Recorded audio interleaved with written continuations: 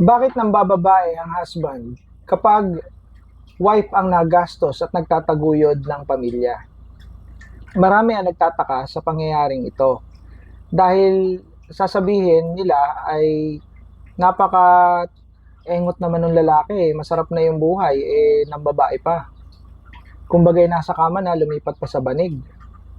So ito yung mga common na naririnig natin o nababasa natin sa comment sections pag may mga content na nagdi-discuss ng mga pangyayaring ito o kaya ay yung mga nagpo-post ng mga pangyayaring yan.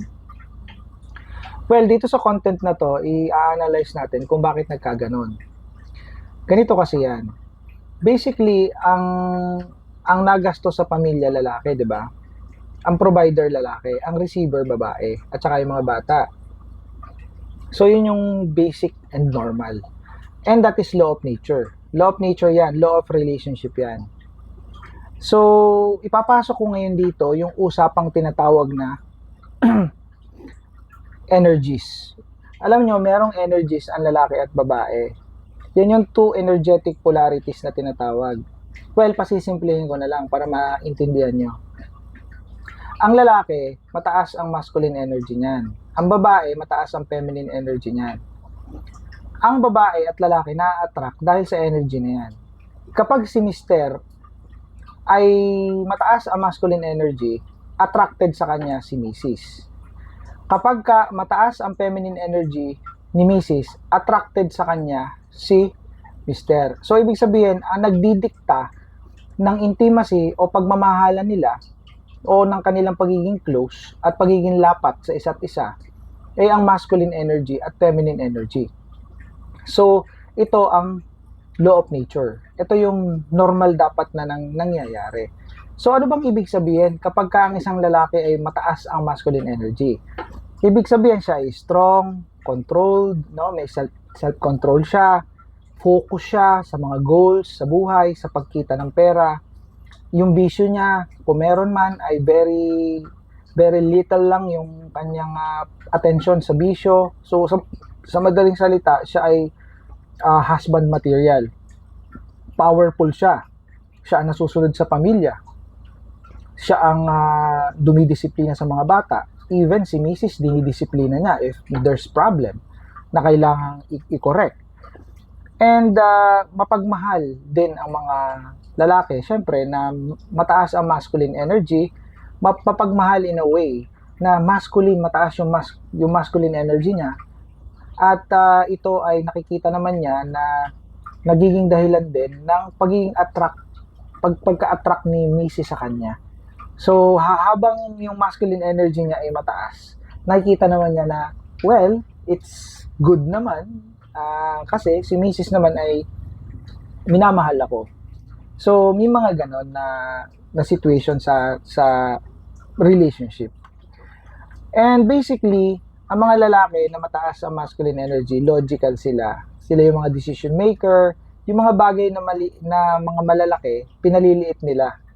Binibigyan agad nila ng solusyon. So nakikita nyo, ang ganda ng pagiging masculine ng isang lalaki. So that's nature ng isang husband. Pumunta naman tayo kay Mrs. sa feminine energy. So nabanggit natin na ang energy ng mga kababaihan ay feminine energy. Yun yung mataas sa kanila. No, mataas ang feminine energy ng babae. So, pagka sinabing mataas ang feminine energy ng mga babae, ito yung mga pabebe. Pabebe ka. Ikaw ay radiant, wild, no? Wild ka. Ang mga babae, basically, wild yan. Pag mataas ang feminine energy, wild sa asawa. Okay? And ito, destructive ang mga babae. Destructive, hindi yung naninira ng gamit. I mean, yung sila lagi naghahanap ng drama. Emotional ang mga babae kasi mataas yung feminine energy nila. May mga mood swing, no? Affected by hormones also. But that's normal. Nature ng mga babae yan. Ang pinagagana ng mga babae basically ay emotion. Hindi ibig sabihin hindi sila logical. Sila ay matatalino. Pero emotion ang una munang nagana sa kanila. Because according dito sa ating research, ay ang feminine energy ay emotion driven yan. Nagsisik pati yan ng love. So sila lagi naghahanap ng pag-ibig, ng pagmamahal at atensyon ng lalaki. Pero ito, matindi. Ang mga babae ay nurturer. Ibig sabihin, kapag mataas ang energy ng isang babae, magaling silang mag-alaga ng bata, magaling silang mag-nurture ng asawa, ng husband, at magaling silang mag-nurture ng mga anak. Yun ay kapag mataas ang feminine energy ng babae. That is the basic. Yun yung normal. No? At ito, yung mga maliliit na bagay, pinalalaki ng mga babae, ng mga wife.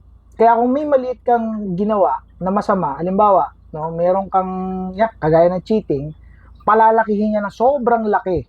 Kasi yun yung nature ng feminine. Pero huwag na tayo pumasok doon. Dito tayo sa magandahan. Yung normal. Halimbawa, may ginawa kang maliit na pagkakamali sa bahay. Halimbawa ay nasunog mo yung sinaing. So, palalakihin niya ni Mrs. Hindi siya walang hiya. Hindi siya galit na hindi siya yung parang war freak. Nature ng babae yun. Feminine energy yun. Kaya dapat naiintindihan niya ng mga lalaki. And that is normal sa mga kababaihan. Kasi nga ganun sila. Make small things big. Remember na tandaan niya yung mga bagay na pinangako ng lalaki, no? Yung mga reassurance ng lalaki.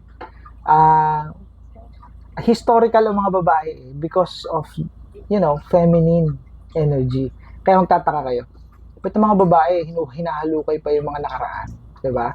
So, 5 taon na hinahalukay pa. Because of that. That's feminine energy. And that's normal. That's okay. And ang mga babae, talagang particular yan sa trust, sa tiwala, sa loyalty, no? And yan ay laging naghahanap ng emotional connection, naghahanap ng papuri, ng praise. Because that's their nature, feminine energy. Well, matagal na to. Matagal na itong ating pagdidiscuss sa masculine at saka feminine energy. What happened if nagkabaliktad yan? At kailan niya nagkakabaliktad? Nagkakabaliktad ang energy na yan kapag gumastos na si Mrs. at nagtaguyod na siya ng pamilya. So magbabaliktad ngayon ng posisyon, magpapalit ng posisyon yung lalaki at babae. Kapag ginawa ni Mrs. na siya ang gumastos, tataas na ang kanyang masculine energy. At pag siya na nagtaguyod ng pamilya, lalong tataas ang feminine energy niya. Ngayon, sa loob ng relationship, nandun si Mrs. at nandun si Mr. So, anong mangyayari ngayon kay Mr.? Ito ang mangyayari, automatic to. Itong si Mr., since asa na lang kay Mrs., siya na yung nagastos, si Mrs. na yung nagbubuhay sa pamilya o malaking sweldo, si Mr. ay receiver na, hindi na siya giver, receiver na siya, babagsak yung masculine energy niya. Pag bumagsak yung masculine energy niya, yung attraction niya kay Mrs. bumababa din. So, intimacy killer to. So, mawawala na yung pagtingin niya kay Mrs. Dahan-dahan. So, yung pagmamahal nawawala na. Si Mrs. naman, since siya yung nagdo-dominate, siya na yung powerful, siya na yung leader, siya na yung mataas ang masculine energy, no? Hindi nangangahulugan na mawawala na yung pagmamahal niya kay Mr. Dadating ang panahon na yon. Pero depende yon kung ano yung preference ng isang babae. Kasi may mga babae na gusto na sila talaga ang nagsusunod sa pamilya. May babaeng ganon. Yun yung mga independent woman na tinatawag nila. Yun yung mga empowered woman na tinatawag ng iba. No, hindi ko nila lahat. May mga ganon. Ngayon, ito ay warning sa mga babae. Hindi kayo po pwedeng mag-stay na mataas ang masculine energy nyo. Dahil masisira ang relationship nyo. Bakit? Kasi itong lalaki, maliit na ang tingin sa sarili niya. Yung ego ng lalaki, tinapakan nyo na, lumiit na yung kanyang pagiging masculine. So, maliit na yung pagiging masculine niya ngayon, hindi na siya magiging masaya dun sa relationship. Hahanap ngayon niya ng babae na mataas ang feminine energy. Hahanap siya ng babae na sa palagay niya ay kanyang kayang kontrolin, kayang mahalin. Kasi sa lalaki, hindi ka mahal-mahal ang babae na mataas ang masculine energy. Yung nagdo-dominate, yung utos ng utos, yung siya yung magaling, hindi nai-inlove ang lalaki doon. Hindi gusto ng lalaki yun. Alam nyo, ito, basically, tatandaan nyo itong mga babae pag nakikipag-date kayo. Ang mga lalaki, hindi sila na-attract sa mga babaeng successful na mga kababaihan. Magalit na magagalit, pero this is the nature, basic nature. Kung ang isang lalaki na-attract sa isang babae na mayaman, provider, nakikita niya na magiging provider, narcissist, marahil narcissist yung lalaki na yon kasi user yon, gagamitin niya yung babae na yon, kaya niya papakasalan. Ang basic na lalaki, yung mataas sa masculine energy ng lalaki, na-attract siya sa babae na mas mababa sa kanya. Kasi yung sinasabi kong pag mas mababa sa kanya, ang tinutukoy ko doon masculine energy. Na-attract ang lalaki sa babae na mababa ang masculine energy. Kaya pag ang babae ay malambing, sweet, tapos ay nakikinig sa lalaki, pag sinabing, uy, uwi ka na maaga ha, huwag kang papagabi, nagde-date, ano pa lang sila, sa dating stage or bagong magjowa pa lang, masunurin yung babae, uy, huwag kang pupunta sa bar ha, huwag kang makikipag-inuman. Oo naman, hindi ako makikipag-inuman, uuwi na ako. So, yung lalaki, nafe-feel niya yung masculine energy niya, yung babae naman, nagpapaka-feminine. So, this is normal, this is basic. Nakukuha niyo yung point. So, doon nagmamahalan ang lalaki at babae. The feminine energy is here, the masculine energy is here, is magkakameron niya ng intimacy, ng bonding. Kaya nang chichit ang lalaki, kasi naghahanap siya ng babae na mataas ang feminine energy.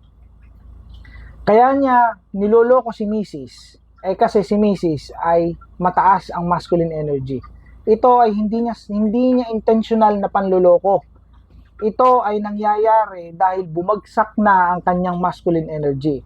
Automatic itong mangyayari na maghahanap siya ng babae sa labas ng relationship para ma-feel niya ang pagiging masculine niya dun sa kabit niya o dun sa side chick na yon. So yung side chick na yon, mamahalin niya ng lubusan yung side chick na yon, kaya yung side chick na yon ay hindi makaalis sa kanya. Kasi doon nararamdaman ng side chick ang pagmamahal na kanyang hinahanap. Nakukuha niyo yung point. So, okay, magagalit sa akin because this is an analysis and this is based sa tinatawag nating masculine or feminine energy. Bye for now.